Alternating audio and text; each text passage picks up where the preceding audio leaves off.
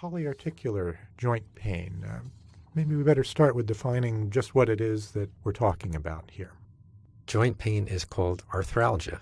When there's redness, warmth, and swelling, typically with fluid in the joint, also called an effusion, it's called arthritis.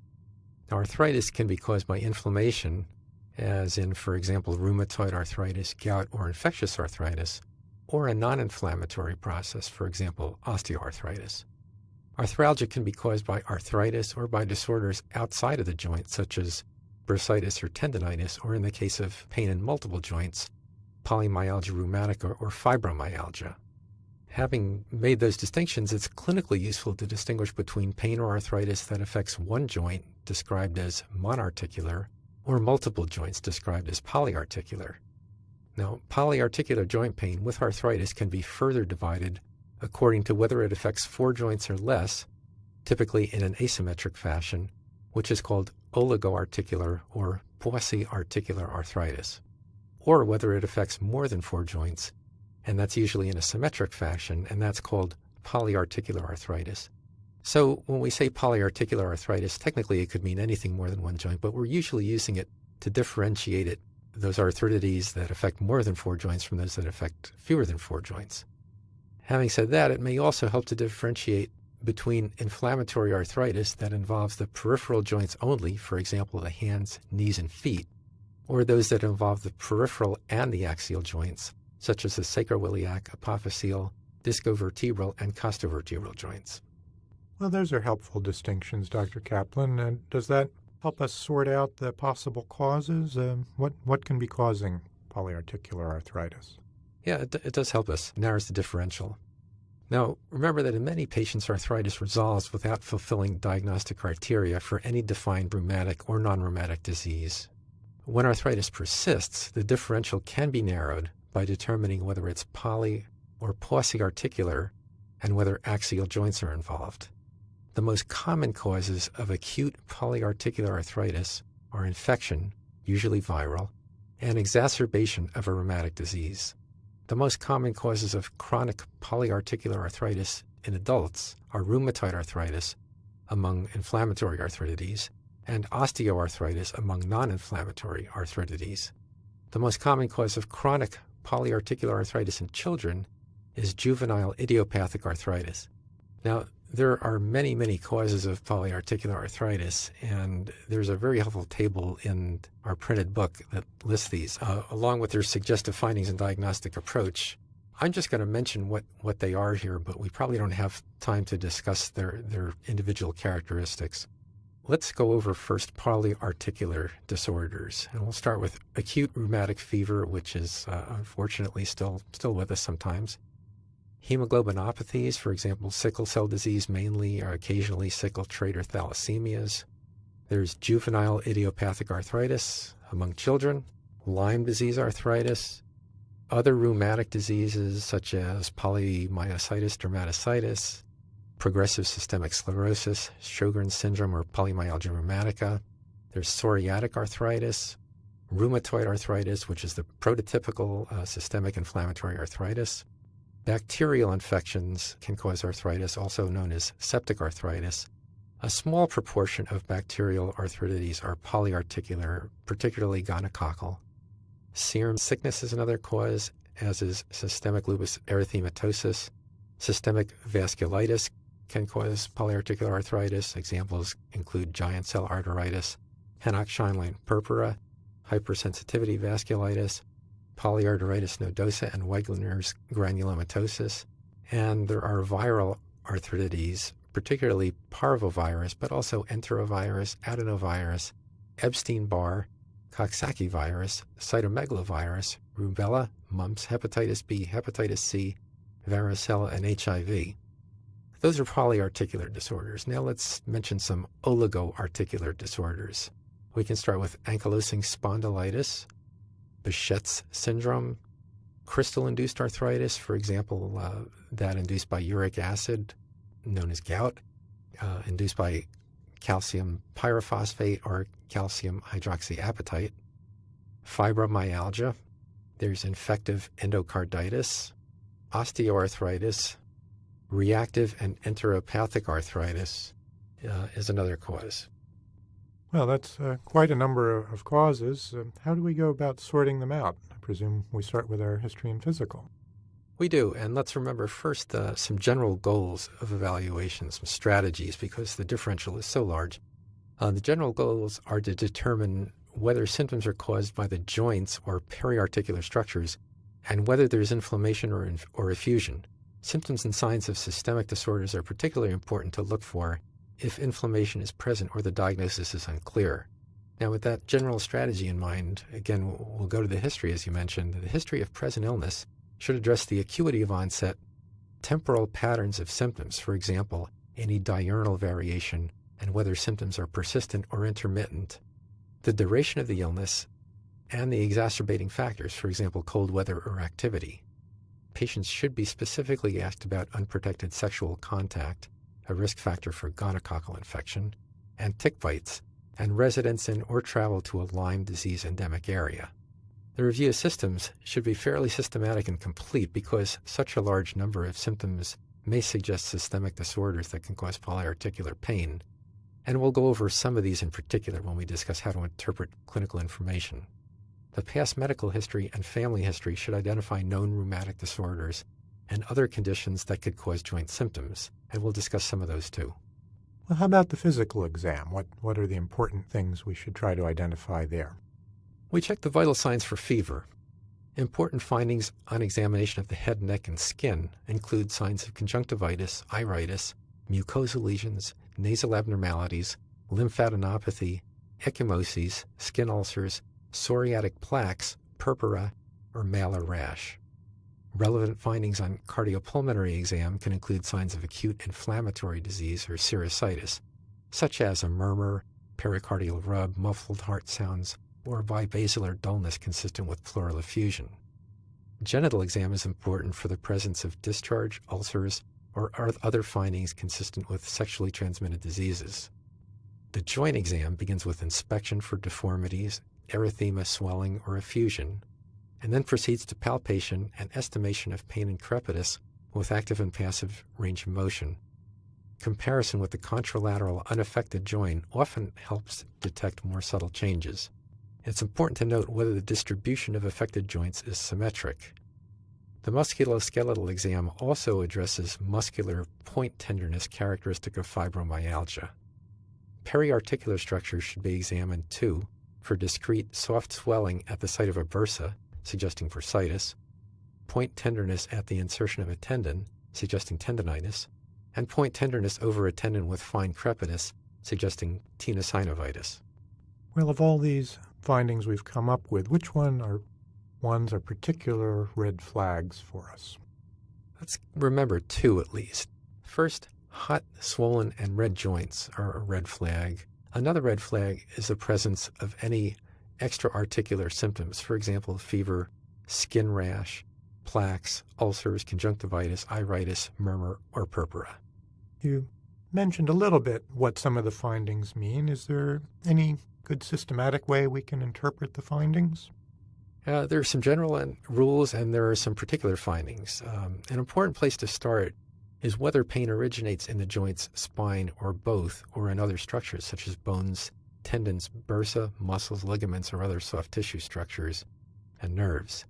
For example, tenderness or swelling at only one side of a joint or away from the joint line suggests an extra-articular origin. Findings on several aspects of the joint suggest an intra-articular cause. Also, pain that worsens with active rather than passive joint motion may indicate tendinitis or bursitis. On the other hand, intra-articular inflammation generally restricts active and passive motion of the joint severely. Pain that's diffuse and described inconsistently or vaguely may result from fibromyalgia or functional disorders. If the joints, spine, or both are involved, differentiating inflammatory from non-inflammatory disorders can help. Clinical characteristics that suggest an inflammatory disorder include prominent morning stiffness, non-traumatic joint swelling, and fever or weight loss.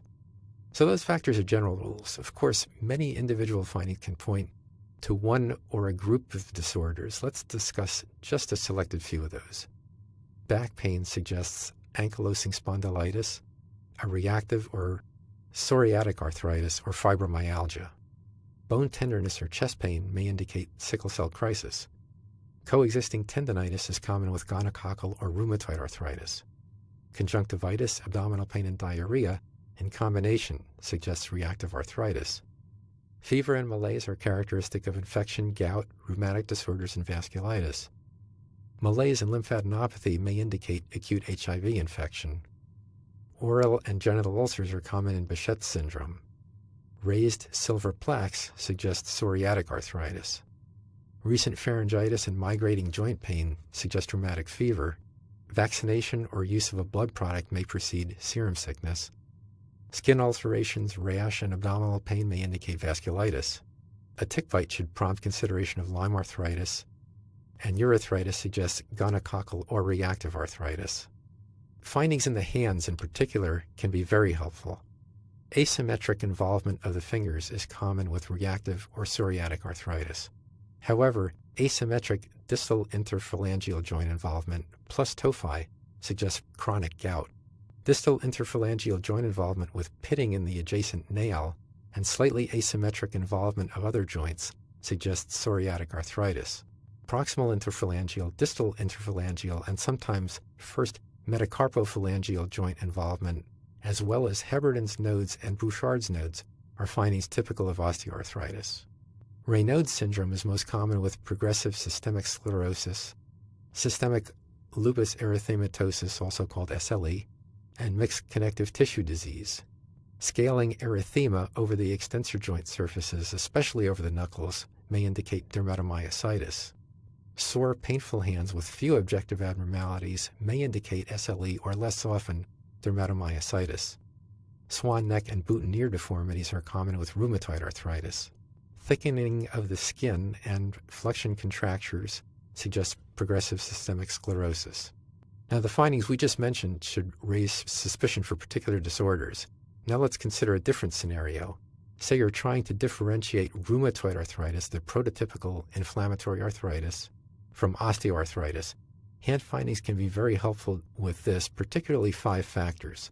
First is the character of swelling. In rheumatoid arthritis, it tends to be around the joint and soft tissue, involving the bone only in late stages. In osteoarthritis, it tends to be mainly bony, with irregular spurs but occasional soft cysts. Second factor, distal interphalangeal joint involvement is unusual in rheumatoid arthritis, except in the thumb, but common in osteoarthritis. Third, metacarpophalangeal joint involvement is common in rheumatoid arthritis, but generally uncommon in osteoarthritis.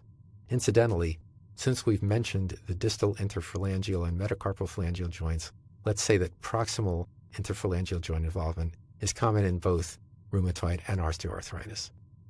Fourth, tenderness is common in rheumatoid arthritis but uncommon in osteoarthritis, except for mild, usually localized tenderness, occasionally when the onset is acute. And fifth, wrist involvement is common in rheumatoid arthritis but uncommon in osteoarthritis, except at the base of the thumb metacarpal joint. Well, Justin, with all these causes, it sounds like we may have to get some tests done. What tests, if any, do we need?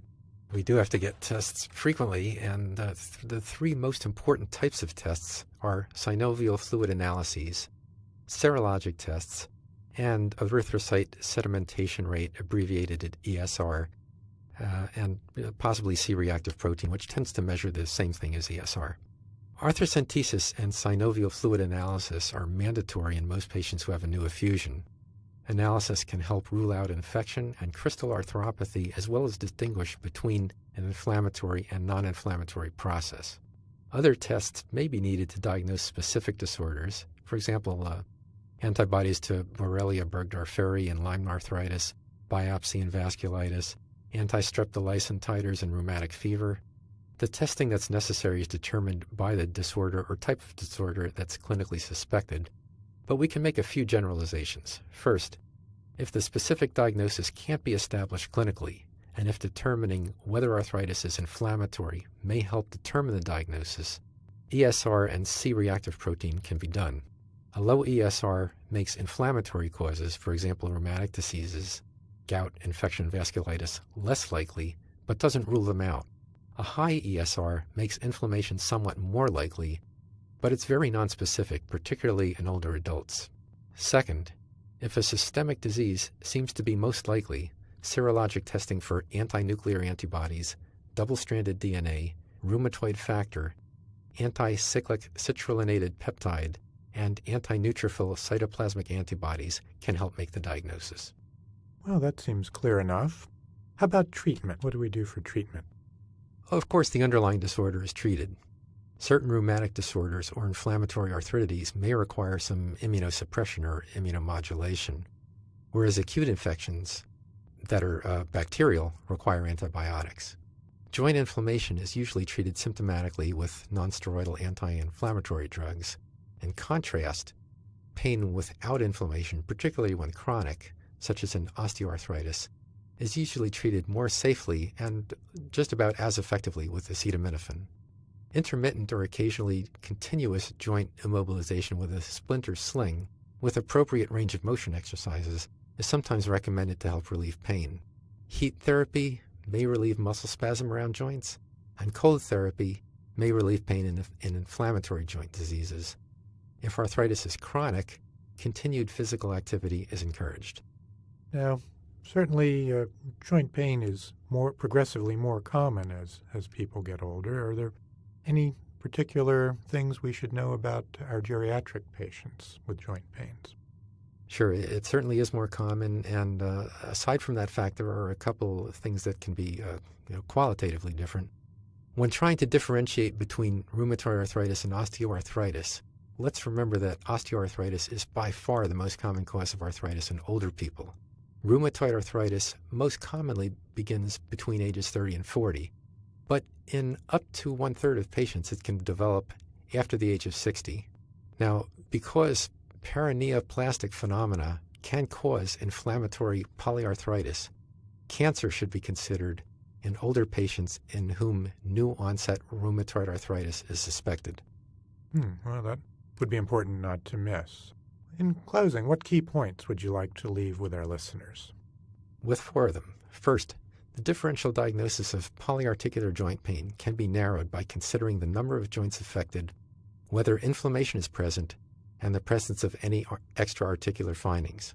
Second, chronic arthritis is most often caused by juvenile idiopathic arthritis in children and osteoarthritis and rheumatoid arthritis in adults. Third, acute polyarticular arthritis is most often caused by infection, gout, or an exacerbation of rheumatic disease. And fourth, arthrocentesis and synovial fluid analysis are mandatory in most cases of a new effusion and can help rule out infection and crystal arthropathy, as well as distinguish between an inflammatory and non-inflammatory arthritis. Well, thanks, Dr. Kaplan. That's polyarticular joint pain. Maybe we better start with defining just what it is that we're talking about here.